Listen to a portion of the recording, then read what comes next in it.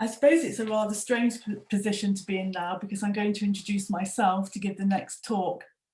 After my brief talk, Emma's going to speak as well. Emma and I have worked together for a long time, and Emma did her PhD with me on visual attention and information processing in people living with vascular cognitive impairment. I really, in the context of this conference, which is all about a time of change and now a time for change, I wanted to talk a little bit about vision and attention and how that can change in people living with some forms of cognitive impairment, Alzheimer's disease, and vascular cognitive impairment, or vascular dementia. And sorry, just a little bit of delay here when I press my buttons. So I'd just like you to bear in mind really the fact that although memory is a major feature in many types of dementia and is typically what sends or what suggests to people that they might want to visit their GP, a noticeable change is memory.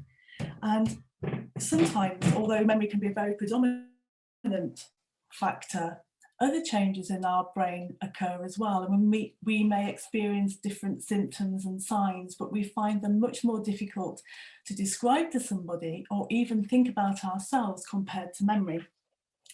I'd like to highlight the importance of moving on to consider that the measurements of other aspects of brain function might also tell us about signs and symptoms and our ability to interact socially and with our environment. I'm not for a minute diminishing the effects of memory changes, but just to consider that there are other changes that we, the general public, may not know so much about, but can be so important in our everyday lives. At the moment, dementia tends to be characterised by the range of battery tests used, typically testing memory, language and executive function. But such tests may not fully capture the type of changes that are occurring in our brain and how these could be influencing behaviour and many other things that are important for a person to live as well as possible with dementia. I'm going to talk about aspects of vision and what we call visual attention that are not typically measured, and we all probably instinctively know, even though we might not be able to define exactly what attention is, how important attention is for everyday life. And sometimes you will have noticed during the conference when I'm presenting, when certain things occur, like I lost my monitor, my attention is captured away from what I'm really trying to focus on, and my language changes. It's a very, very powerful, very ancient part of our brain that tells us what to attend to and alerts us to things that are happening in our environment. Also consider the fact that we're getting lots of evidence now about long COVID, and it's becoming very apparent that not only are some people living with changes in memory, but some people with long COVID are living with very profound changes in visual processing, hearing and attention. So what is visual attention? Intuitively, we all know a little bit what it is. It might be paying attention. Some of us, not me included, but some of you maybe, have fantastic ability to dual task, and that's you're able to split your attention and do several things at once. But visual attention, it's a mechanism that allows us to selectively process only the important aspects of our environment. Our brain is amazing, but it's not good enough to be able to focus all the information that impinges on it, that we get through our ears and our eyes, for example, at the same time. We have to selectively decide what's really important at the moment and where we send all our processing resources. Attention and the ability to select where we're looking at, for example, stops us from being too distracted by all the things around us. If we try to process everything, we'd be really inefficient at doing it. This is a photo of my dog Millie, and it's here because it's undeniable, I think, that she's paying attention to me. Her eyes are focused right on my eyes, and you see that in animals as well as humans. And where our eyes are is an excellent indicator of where our attention is. Now, the weird thing about presenting today and chairing this conference is I've got no feedback whatsoever whether you're listening to me, because I can't see you and I can't see where your eyes are. So I'm just assuming that you're paying attention. to me. It's really important to have that feedback.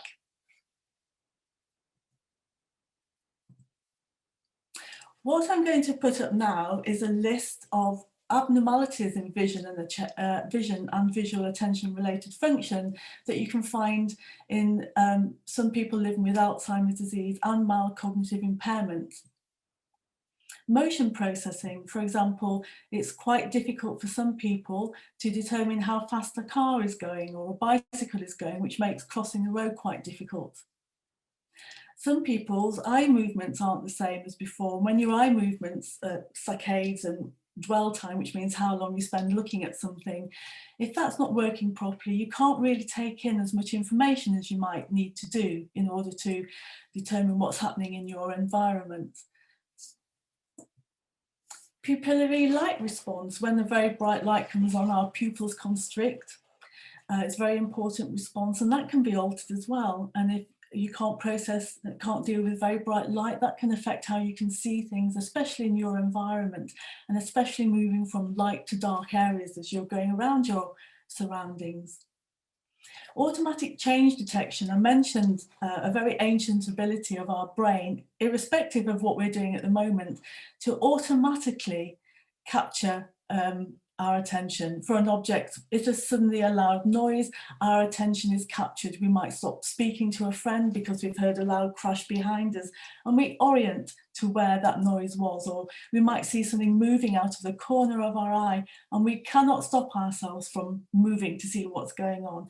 That's a very important part of our everyday interaction. You probably have already heard about the changes in contrast sensitivity and depth perception.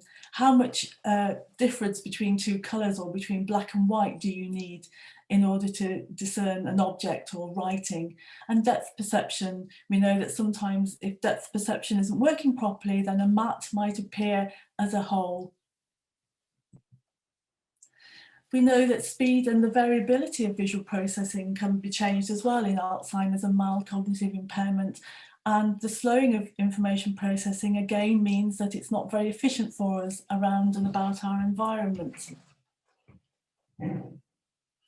Also, we can find that attentional control, disengagement, orientation, and what we call visual search, looking for your friend in a crowd, can also be much reduced for people living with Alzheimer's and mild cognitive impairment.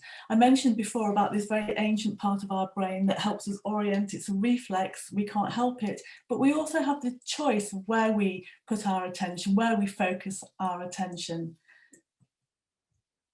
And focusing attention as well, it comes as second nature to us. Sometimes that doesn't work either, and the ability to select what we want to focus on doesn't work very well either. A very common feature for some people living with various types of dementia is the difficulty in inhibiting irrelevant information. So you're too distracted. If you're looking for a friend in the crowd who wears a pink hat, if there are people wearing similar hats, you're probably more likely to be distracted by those because you're not as good at filtering out that information that you're not looking for, that you don't need.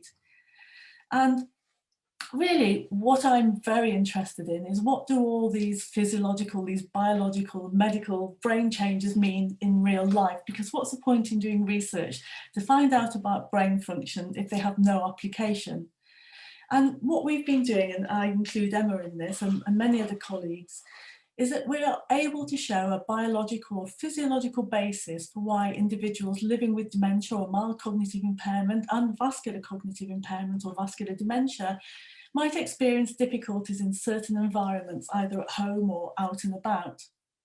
And the results can help us to understand why, for example, the propensity of falls might be so much greater in individuals with cognitive impairment, because there's a lot of evidence now to show that if you're walking along and you are distracted by something, even perhaps trying to talk as well as walk, then this increases the risk of falling over, because the attention that you need to be able to walk and to concentrate on what your feet are doing and what your arms are doing and your surroundings is captured instead by something else happening, and the resources of the brain are no longer able to do two things at once, so there's a greater chance that you might fall over.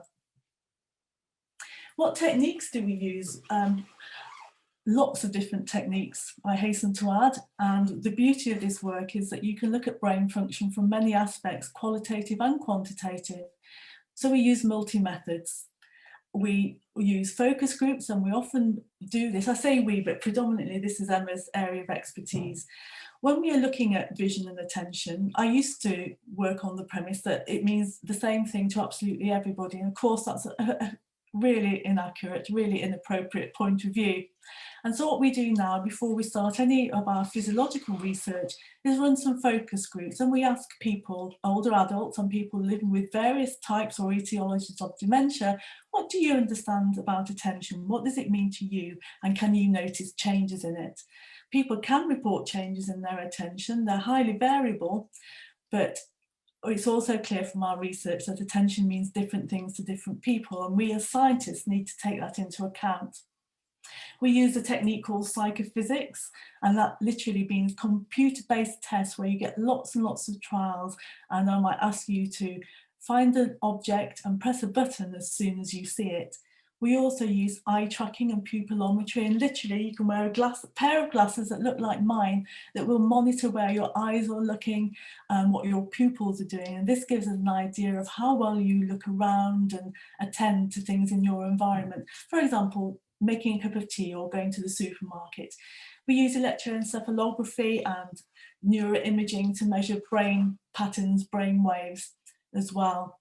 All very, very rich information, and the beauty of this is that we get a really good understanding of vision attention when we put all of these together.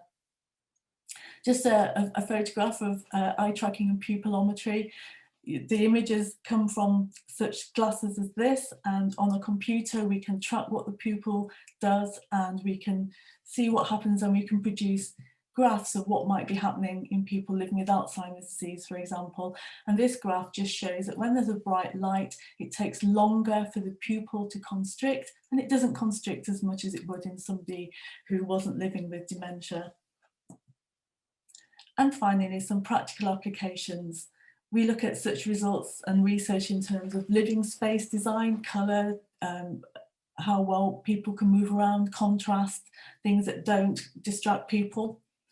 Improved independence of individuals living with dementia. If you get dementia-friendly communities and environments, really important. Our information, our research is being used to input into fact sheets about living with dementia. For example, I've worked with the Alzheimer's Society on this.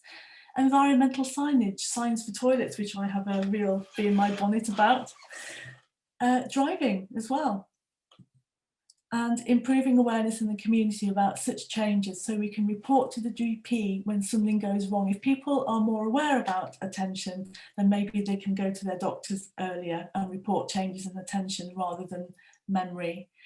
Thank you so much for listening, and thank you for your attention. And now I'd like to hand over to Dr. Emma Richards. Thank you.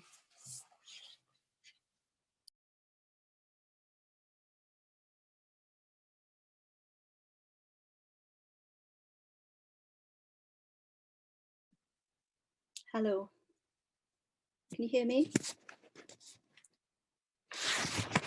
Yes, Emma, it's fine, thank you.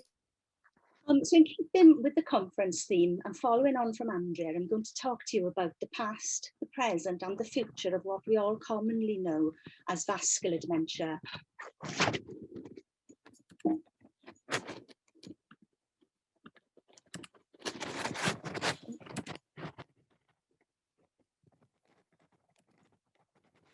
Okay, so I'm just going to go over some of the symptoms of vascular dementia, which I've listed on the left-hand side of the screen. So symptoms, as Andrea was saying, can include difficulties in thinking, concentrating. Sorry, there's a noise on the screen. So there can be difficulties in thinking and concentrating and communicating when people have vascular dementia, and this can include problems with people's visual attention, as Andrea was describing. There are many different types of vascular dementia, and these can be differentiated by the cause of the brain area that is damaged. And there are three types of vascular dementia. There's the stroke-related dementia, which when somebody has a stroke, it's the cognitive impairment that follows the stroke. There's the subcortical vascular dementia. And if we think of our heads and our skulls, just inside there we have our grey matter. And the subcortical regions are really deep within that brain. And we have mixed dementia. So vascular dementia and Alzheimer's disease can sometimes be mixed. It's been really difficult to study vascular dementia, and it's understudied in comparison to Alzheimer's disease. And for this, I'm going to take you back in time. So the word dementia first appeared around 600 AD. And it was mentioned in a book by the Archbishop of Seville. But long before this, the Egyptians were already aware that memory can decline as people age. However, the word dementia is of a Latin origin. And in short, it means state out of mind. Now, if I fast forward a few years, we have Dr. Alzheimer and Dr. Binswanger. And in the 1800s, they developed the concept of brain degeneration resulting from the thickening and the hardening of the arteries in the brain. They suggested that cerebral atrophy or the brain shrinkage affected the white matter of the brain and the loss of the neurons and the connections between them. And the result was because there was not enough blood flow going to the brain because of the small vessels and the little blockages within these small vessels.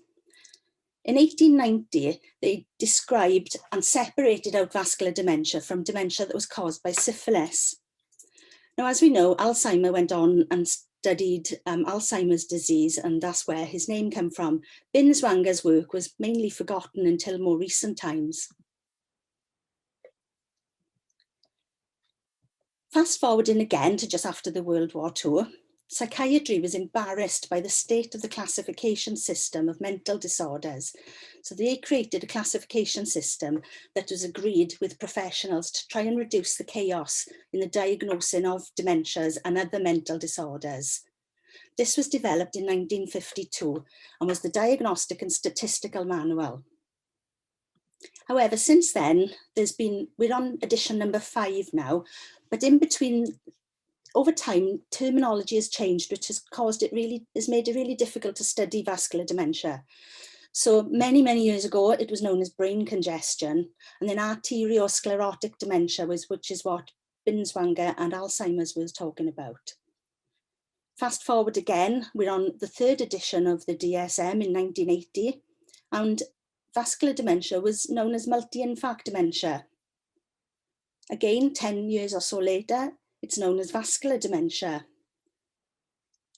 And then vascular cognitive impairment. And these terms are used interchangeably. So we talk about small vessel disease, white matter disease, Binswanger's disease. But today we're on edition 5 of the DSM. And now we term vascular dementia as neurocognitive disorder. So just to confuse things a little bit more. So here is the DSM-5, and vascular dementia or neurocognitive disorder, which is what we should now be calling it, can be mild or it can be major. And as Andrea was saying about memory perhaps not being as prominent as visual attention and attentional problems, so memory is no longer prominent in the diagnosis of vascular dementia. So people can have a diagnosis of vascular dementia without having memory issues. Today, as I say, it's understudied. There are different diagnostic criteria. I've described to you the DSM, and there are many different diagnostic criteria which can make this really confusing. So you could do the same study, look at 2 studies that are very similar, but if they've used different diagnostic criteria, the results can be really different. And I found this quite hard to overcome when I was doing my PhD.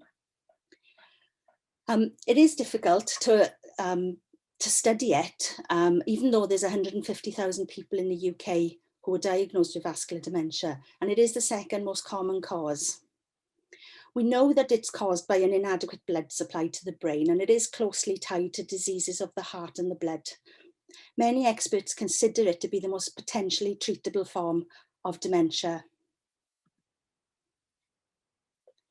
So what's the future of vascular dementia? It is a potentially treatable dementia. We need to identify symptoms early. If we can identify them early, we can make changes to possibly either halt or slow the progression of the disease. Modifying your lifestyle, your diet, reducing your fat intake, reducing your alcohol consumption, and stop smoking. To increase your cardiovascular fitness in your midlife, and maintain stable levels of blood pressure and cholesterol within the normal ranges, and treat diabetes, and possibly keep your brain active, keeping it learning new things. It is estimated that 35 to 40% of vascular dementia cases are preventable. So today, during COVID, what's happening with dementia and research? The graph on the right-hand side I've taken from the NHS website, and you can see the diagnosis rates are down. So from March 2020, the graph decreases drastically where people haven't gone to receive a diagnosis of dementia in general practice. Isolation can increase, can lead to decline in cognitive abilities. So the government imposed restrictions where people have to isolate, can really lead to this decline in cognitive abilities. Dementia research has drastically been reduced because face-to-face contact needs to be limited, and dementia charities are not helping, giving funds out at the moment because they're unable to get funds back in the ways that they would normally do. So what can we do? We need to increase our awareness of the dementia symptoms. We need to use this opportunity to change our lifestyle. We need to support our neighbours, knock on their doors, stand socially distanced, just have a chat with them, make sure they're okay.